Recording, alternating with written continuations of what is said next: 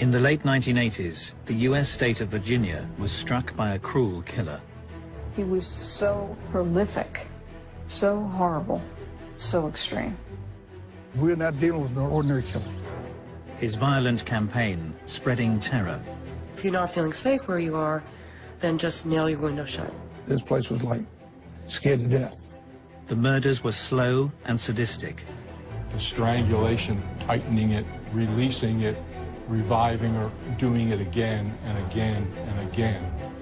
But what drove these heinous crimes? What is sadistically important is that he is in total control over the victim. He was a bad guy. Was the twisted perpetrator born to kill? Richmond is sort of a compact city. There's a healthy mix of people who are well off and people who are not. In the mid-1980s, the affluent areas of Virginia's capital were far removed from its more troubled neighborhoods. Richmond was sort of a sleepy southern town. Any crime you heard of was gang crime, tucked away someplace in the city that, you know, you just didn't think anybody but the bad guys went to. One seemingly safe haven was the peaceful district of Southside. The homes are old, they're large, made out of brick, you know, and so it's a nice place. But during September 1987, Richmond detective Ray Williams received a call that would shatter this suburban serenity. 10 o'clock in the morning on a Saturday, we had a DOA, unusual DOA, strangulation. If it's a strangulation, it's probably somebody she knew, because, you know, I have close and personal like that. I'm thinking the first place I'll look is associates and boyfriends. The detective's initial suspicions proved to be wide of the mark as he entered the first-floor apartment. First thing I said is, uh-oh. I've never seen in my entire career anything like this. I knew that we had a special case here. There were certain things that stood out which suggested to us that something ritual was going on. As I look in, she's lying face down on the bed, upper torso was hanging off the bed. She had one hand tied behind the other with shoelaces. And he tied them to a point to where they would, if you pull one, you tighten the ligature. He then had two socks wrapped around her neck and a 16-inch vacuum cleaner extension twisted in the ligature. The victim, although she was sexually assaulted, was redressed after the crime. There was a large deposit of pure, uncontaminated seminal fluid, which could have only come from masturbation. The victim of the horrific attack was 35-year-old magazine accounts clerk Debbie Davis. Debbie was my bookkeeper. She lived alone. She'd been married briefly and divorced. Warm smile, very engaging, very friendly. Ray Williams and Glenn Williams came to my door. They were here to tell me that she'd been murdered the night before. I think I just nearly fainted. I never could imagine anything that could happen to a friend of mine. This sweet woman didn't have an enemy in the world. Faced with a seemingly motiveless murder, investigators attempted to piece together the killer's movements. Of course, we do the walk around, we check behind the bushes, we check all under here.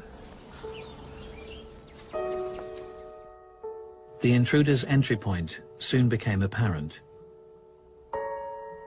Then we noticed the kitchen window had a rocking chair below it. Now he balanced that rocking chair right here, cut the screen and crawl right in that window. It told me one thing, it told me it would be somebody very agile, somebody very strong. You can see, you know, I'm standing here and the rocking chair is probably, the seat of the rocking chair is no higher than where that vent is. So look at how he's got to be strong enough to lift himself up and then get in that window. And I'm saying, this guy's got to be a hell of an athlete to be strong enough to do that. And we feel like when he gained entry, he was there waiting for her to come home. The perpetrator would use his time to prepare for the attack. He used materials that were on the scene. He didn't bring things with him. And the killer's use of the homemade tourniquet was chillingly sadistic. And he raped her and choked her, and then she would come to and he would choke her again, and he repeated this process a number of times. It was particularly brutal. As the details became known, when we found out exactly how he did kill her, it was really awful. It was really terrible. He did awful things. He tortured her. He strangled her and tortured her and watched her die, like squeezing a little baby bird. That's what he did.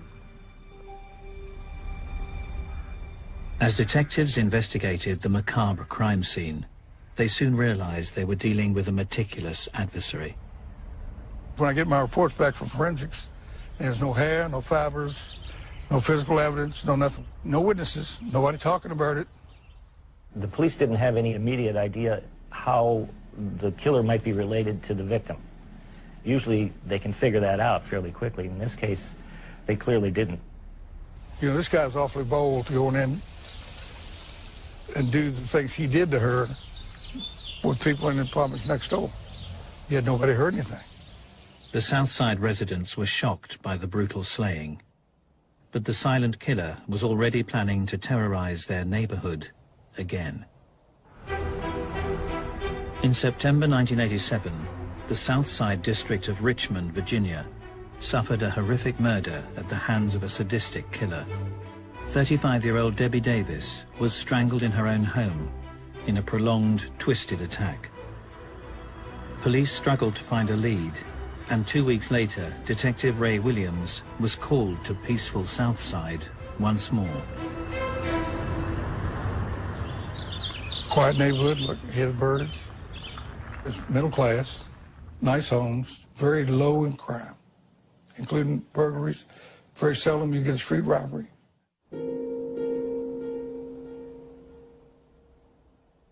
The first impression of Dr. Susan Hellam's house told nothing of what lay inside. No evidence of forced entry in the front. Walk in, go back to the kitchen. Didn't see anything disturbed. Police were acting on a gruesome discovery made by the doctor's husband on his return home after a late night at work. Went upstairs. The bed was messed up. The sheets were all in disarray. And I could see the louvered doors on the closet that were open. And as I look over, I could see her hip and legs outside the closet. Dr. Susan Helms, a neurosurgeon at the Medical College of Virginia, was found. She was, in addition to sexually assaulted identical to Debbie Davis, she was savagely beaten. We're not dealing with an ordinary killer. So we're dealing with a very unique personality. It was clear that whoever had killed her had surprised her somehow, had gotten into the home through an open window. The perpetrator had demonstrated exceptional agility. He gained entry. He climbed up the fence, went to the second floor, and cut the screen and climbed in there. I think he's probably hiding in the closet when she gets home. He lets her take her earrings off, lets her take her watch off, lays it on the table, and I think that's when he attacked her. One of the most brutal murders I've ever seen. As with the killing of Debbie Davis 2 weeks earlier, the intruder had meticulously covered his tracks. Nothing was left, not a fingerprint, not a hair, nothing that could be used to identify the perpetrator of the crimes. The only thing that was left were seminal secretions. Investigators were also horrified to discover the sadistic use of a homemade tourniquet. The florid petechiae in her eye caused the medical examiner to suggest that the strangulation of her might have taken up to 20 minutes or more. It was a situation of tightening it to cause her to suffocate, releasing it, reviving her, doing it again and again and again. What is sadistically important is that he is in total control over the victim, and having her die slowly and having her suffer and having her know that he is in complete control of her life is arousing to him. And so he's going to try to prolong her agony as much as he possibly can in order to satisfy himself. The unique sadistic traits displayed in both the Southside killings brought police to a chilling conclusion. We knew at that point in time that something was going on. The rituals, the alteration of the crime scene were identical in both scenes, so we knew we were looking for one person. I said, it's the same son of a bitch killed Debbie Davis, killed her. And I mean, the city went into a panic.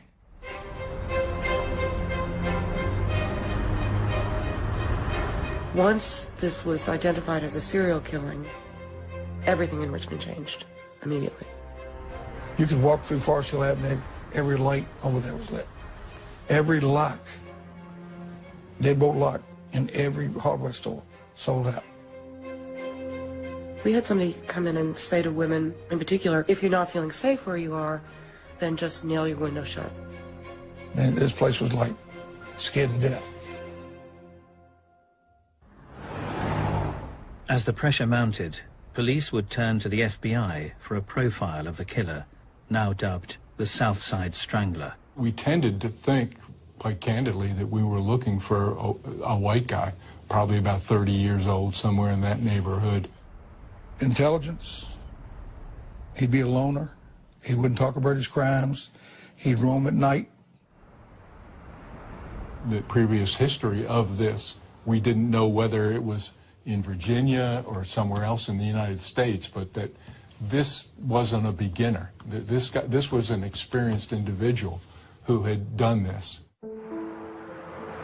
As the police investigation progressed, a clue came to light. The victims were unwittingly connected. Debbie Davis worked as a bookseller in a bookstore at a mall. And we went back through all the records and found out that, in fact, Dr. Susan Helms had actually purchased books in that store and had written a check to Debbie Davis for a purchase of books in that store. The two victims had frequented the Cloverleaf Mall in nearby Chesterfield County. This entire area here was stores and stuff. People drove up into it, and then you could walk into the mall, and there were different stores inside. The popular hangout was often bustling with shoppers, but amongst the crowds, a solitary figure would go unnoticed. 25-year-old Timothy Spencer wasn't known to many of the locals. He was over 100 miles away from his hometown of Arlington, Virginia, a quiet suburb of Washington, D.C. Arlington is pretty much, they call it a bedroom community. It's more residential than anything. It has its areas that are more dangerous than others, obviously. It's typical of any close-in suburban area of a major metropolitan city. Born in 1962, Timothy Spencer was raised in the Green Valley district of town. There's little small dead-end cul-de-sacs that run up all down through here. I would describe it as a lower-income neighborhood. However, it has areas where there's very hard-working people lived here for years and years. His mother and his father were both, had some college, they had jobs. They were divorced at some point. Spencer's mother juggled a busy life, bringing up her children as a single parent. My mom is the best mom in the world. She provided everything. She spent time with us. We had meals at the table. So we were pretty much a structured family. As the older sibling, Timothy would naturally look out for his younger brother. It was Christmas, and I got an orange bike. with the training wheels on it. So we go out on the street, and he was like, hey, first thing we got to do, we got to take these training wheels off. And for about 5 hours, we just rode around, and he was behind me with his hand on the seat, just, you know, just guiding me. And it's funny because I ran right into a car. Boom! And he said, you can't be looking back at me. You got to keep your eyes on the road, and, you know, just a whole spiel. So he was definitely, you know, a loving brother. Although quiet, Spencer stood out in the neighborhood. He was gorgeous, man. My brother was dynamite gorgeous. I used to be with him and people scream because he looked so good. Hazel eyes. That's what made him unique. They changed like the weather. He was always quiet around everybody, but when he and I were together, it was, you know, we would talk like brothers and laugh and, you know, tell each other things, and that's my big brother, man. A person who becomes singled out because of they're very attractive or they're very unique in a way that people respond to and treat as if they're quite special, especially if they're already narcissistic, they will believe that they should be accorded certain treatment, and when they don't get it, they could get angry. Spencer increasingly struggled to conform. His behavior drastically deteriorated during his school years. He was a poor student. He was difficult. He may have been intelligent enough, but did very little in school. At some point when he was, I think, about 12 years of age, he was urinating, he was defecating in the public area in the school. But Timothy's rebellious actions were not confined to childish pranks. He also had history as an arsonist. It kind of is up above where the cul-de-sacs are. That's where he had burned a car. Fire setting gives an individual a sense of control, a sense of power, a sense of domination. Because with a match, you could burn down a building, you could put a car on fire, and this type of powerful control is stimulating for some of these individuals. 13 years later, Richmond's Southside was reeling from 2 sadistic strangulation murders. And now, just outside the city limits, the killer would strike again. Diane Sho, she was a young girl, 15 as I recall, and she lived in Chesterfield County. The teenager was a diligent student with her sights set on medical school. On November the 21st, she had ended the day at her computer, studying in her bedroom. It happened on a Saturday, I believe. I get a call from Chesterfield. They said, Ray, we got a 15-year-old kid strangled and tied just like your victims were. On arrival at the Cho's apartment, the Richmond detective would be shocked by the perpetrator's audacity. Her brother was in the next bedroom. Her parents were there when he came in. So he comes in, duct tapes her, ties her wrist and everything. She was actually raped and strangled in her bedroom. The agile killer had struck in the dead of night. The entry point through a window was consistent with his prior murders. And he spent, you know, quite a bit of time in there with her, and apparently he never made enough noise to wake up her parents who were in this house. She was covered with a sheet draped across her private areas. Anyone who's posing victims in a specific way is trying to extend the crime scene. They want something to radiate out from their crimes in a way that will make them feel powerful again, just thinking about it. Previous cases had led FBI profilers to suggest that the perpetrator was statistically more likely to be white. But a discovery at the crime scene suggested otherwise. He left one hair inside, rolled up. It was rolled up in the bedsheet. So they collected that, and all they could tell us was it's consistent with being a Negro hair. But as detectives set to work on this long-awaited lead, they were unaware that the killer was about to strike again. During the autumn of 1987, the prosperous city of Richmond, Virginia, was struck by a serial killer. The Southside Strangler had thrown the state capital into turmoil, with the sadistic killing of 3 women. Little evidence other than seminal fluids had been left at the crime scenes, although investigators would establish a link between the victims. All had frequented the popular Cloverleaf Mall. Diane Cho lives less than a mile from here. Debbie Davis worked here at a bookstore, and Susan Helm shopped here often. And the Cloverleaf Mall was still a popular hangout for 25-year-old Timothy Spencer. The pensive loner had plenty to reflect on as he seemingly watched the world go by. He had been in trouble of various kinds since he was about 9 years of age. He got into crime early and stayed in it.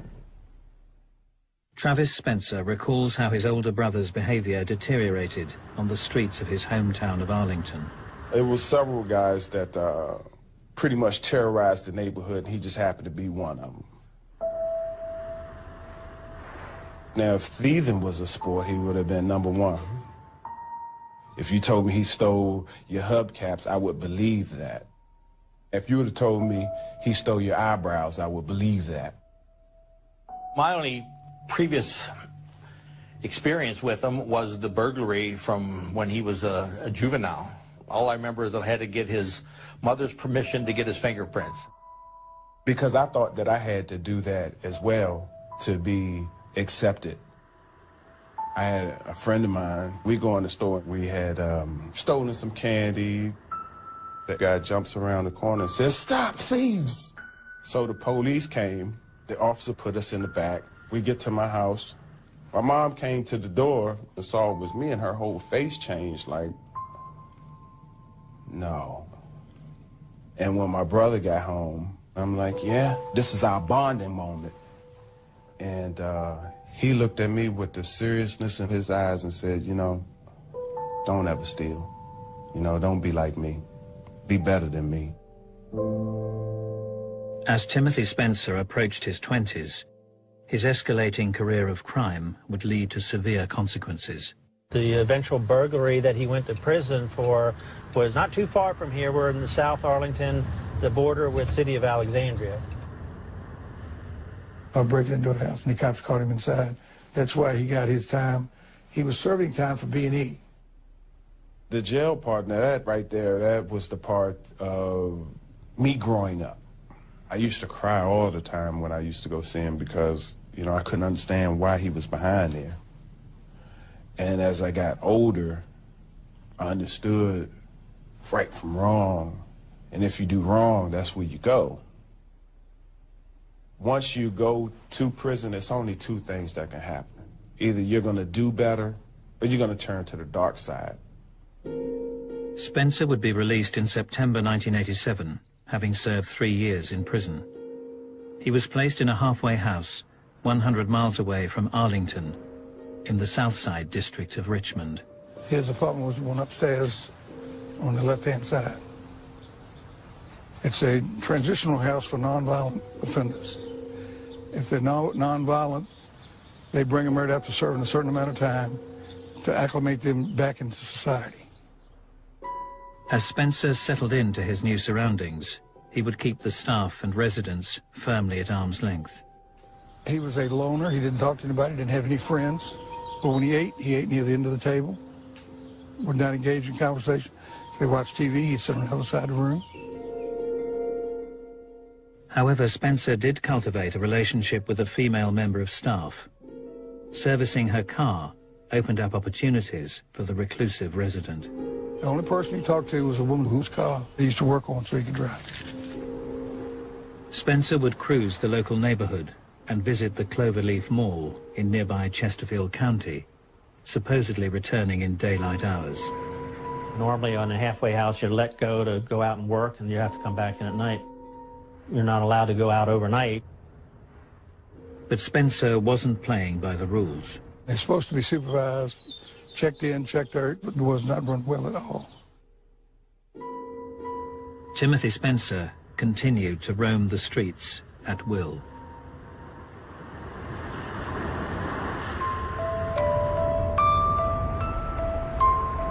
As the residents of Richmond continued to be plagued by the Southside Strangler, 100 miles to the north, the city of Arlington appeared to be far removed from the killer's grip. We're in a section of South Arlington, a very nice, quiet community. It's very close to Washington. I believe actually that Richard Nixon lived there at one time before he became president. Very, very pleasant and very convenient place to live, and very little crime. As the end of November approached, the local community was preparing for Thanksgiving weekend. One such resident was publications editor Susan Tucker. Susan was a young professional, kind of slight of build, that was a little quiet and pretty much kept to herself, and didn't have a bad bone in her to bear any ill will towards anybody. She was home alone because her husband was on a business trip.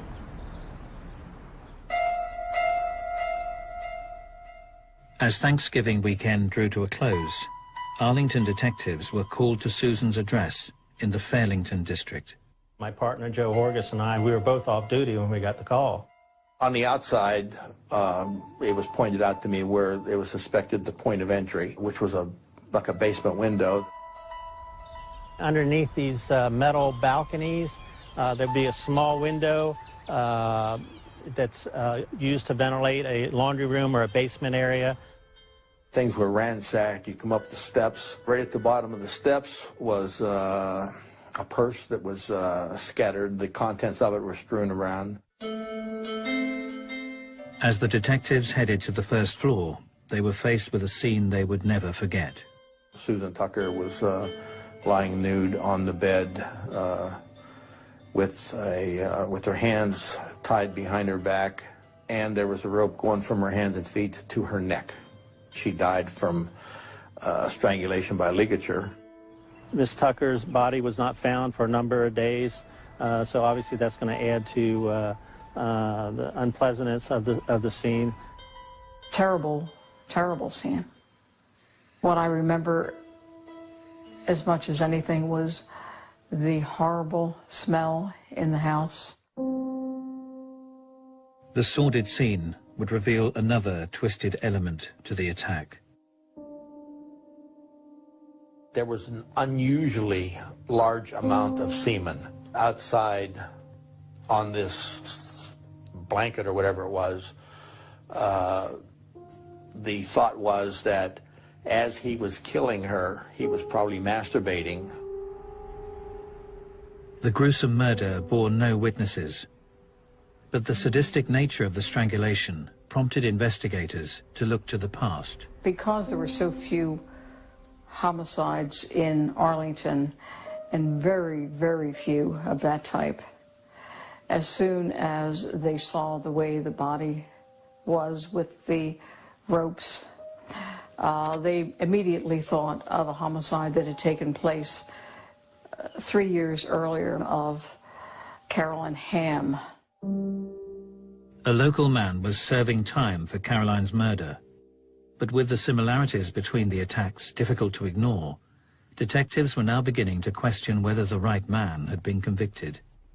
Carolyn Hamm was found with a rope going from her neck up over a pipe down to the bumper of a car. She was tied with her hands behind her back. Investigators also recalled a string of unsolved sexual attacks that had featured similar sadistic traits displayed in the murders of Carolyn Hamm and Susan Tucker. I knew that there was a rapist who was working the area, breaking into apartments. They called him the Black Masked Rapist. He was so prolific. He was in a home with his ropes, waiting for a woman to come home. Had to be one of the scariest things imaginable. I called the FBI profile unit.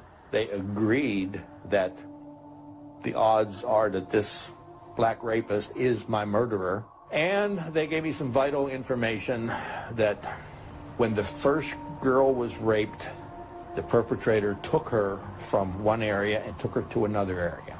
There's a real good chance that the suspect lived in that area because he would have taken her to somewhere where he was comfortable. The reason they're within a comfort zone is because they're trying to do this in a way that they won't get caught.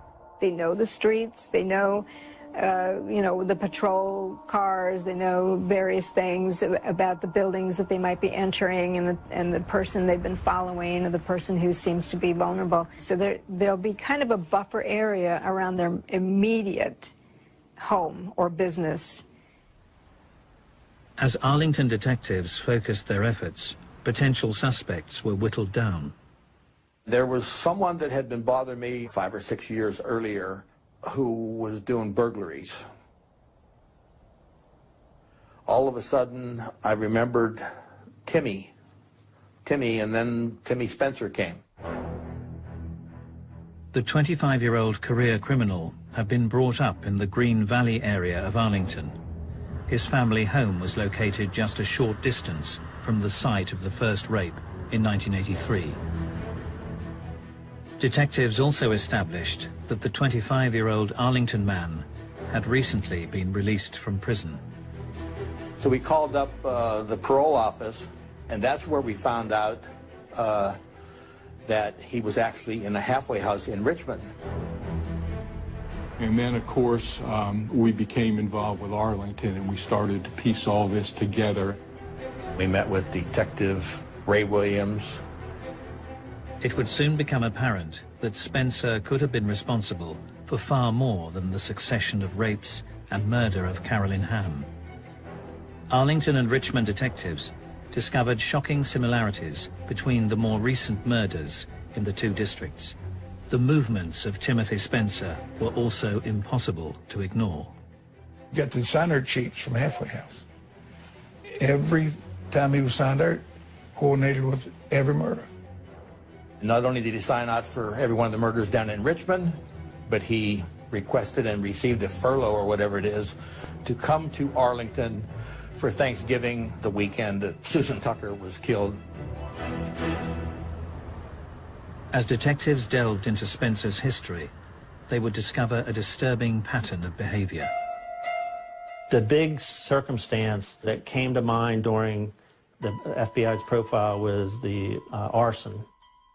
Every indicator shows that he went through a transition of escalation. He started as breaking into homes, and then he would break in and he would defecate and so forth and so on, and he gradually grew. There were many where he broke into one house and then took things and went next door and waited for a woman to come home. Often somebody who becomes a sexual offender starts with sexual burglary because it's like an experiment to see if they can, what they can get away with.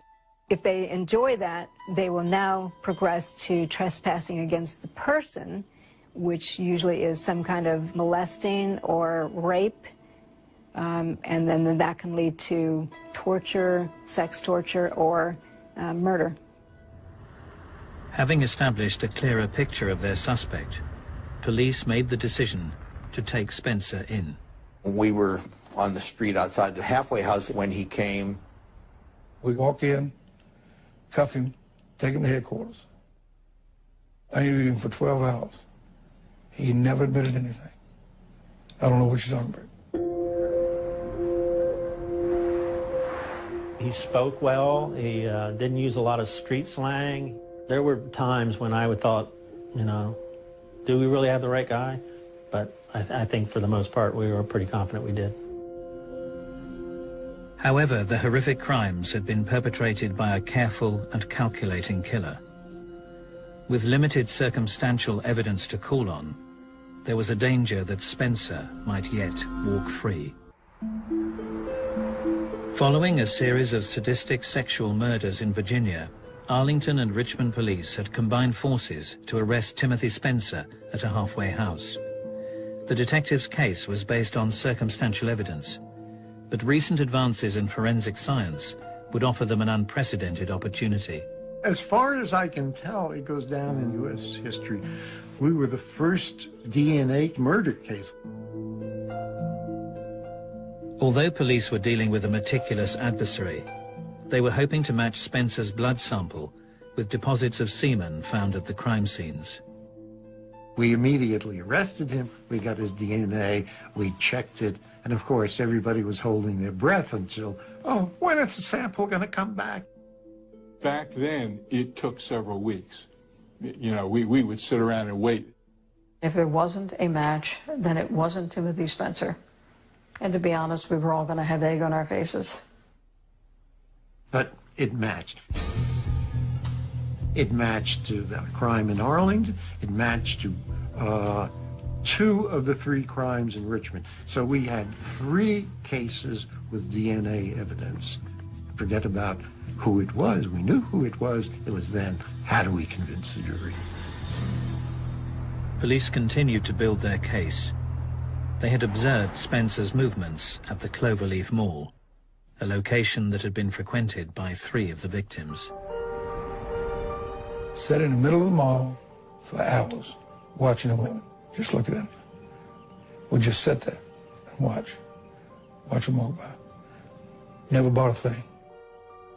Like a chameleon. He just blended in, didn't cause any problems.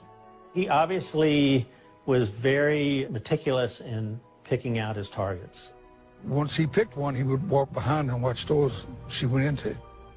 We were able to produce some evidence that showed that this may be the location where he would pick these individuals out.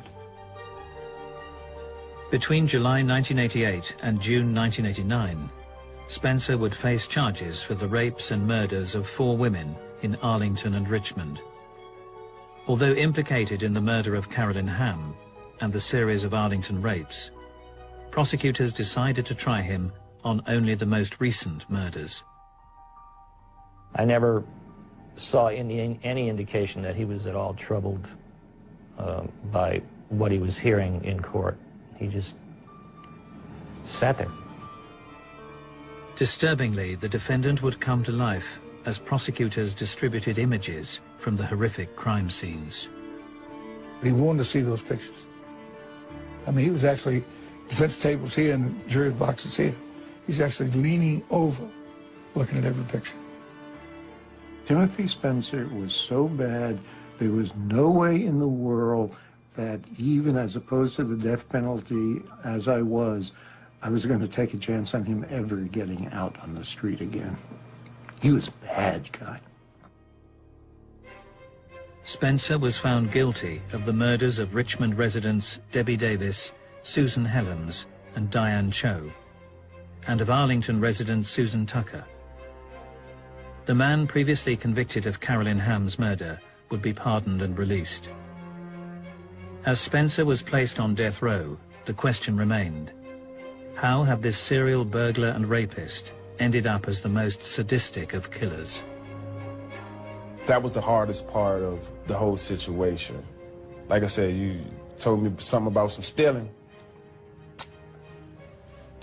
But murder, I never could see my brother actually murdering somebody. He was a very angry person, a controlling person. He wanted to control people. He obviously hated women for some reason. It's not the sexual part of the crime that doesn't give them the satisfaction. For some reason, they've harbored this inner anger towards women. He's escalated to his torturing people. The torture part is part of the anger, and releasing that anger towards your victim. It's like an experiment to see if they can, what they can get away with. Once they have someone and they've subdued them and they know that that person's not going to escape, they want to prolong that feeling of power over this person. But what was the root of this twisted fury? Was Timothy Spencer a born killer? I think something wasn't really right in the mind. If somebody's ill, that's treatment. That needs to be with medication, some doctoring. Me growing up in that household, he was definitely ill. We don't see any genetic thing that turns a person into a sex murderer. But if he's also a predatory psychopath, We certainly are finding that there are brain factors in terms of areas of the brain that don't inhibit aggression and areas of the brain where moral decision-making is made that are atrophied. So you get a sex killer who's also a psychopath, it's more likely that person will become an aggressive offender. I wouldn't say he's a born killer, but that deviant sexual arousal pattern is certainly hardwired. And with other events in individuals' development and childhood could set the stage for somebody to act out. Timothy Spencer was executed at the Greensville Correctional Center on April the 27th, 1994. They called me, they said, "You coming down?" I said, "No. I deal in death every day. And it's just a legal way for the state. You're still killing somebody." I mean, I'm not saying he didn't deserve to die, because he'll never kill anybody else. But I still have mixed emotions about death penalty. That day, phew. Yeah, I was there. I was there the last day on this earth when they told us we had 2 minutes left to talk to him. You know, for you to be sitting there with a person perfectly healthy, they damn near had to pry us apart. I do remember the day that he was to be executed was a very unusual day for me. And I remember not being able to speak to people all day long and just carrying it around with me, remembering my friend. For many, the actions of this sadistic killer are simply a terrible chapter from the past. But for some, the pain lives on. I think that to be able to do what he did and to murder my friend in the method that he did, he was an absolute monster. He was the personification of evil. Most evil person.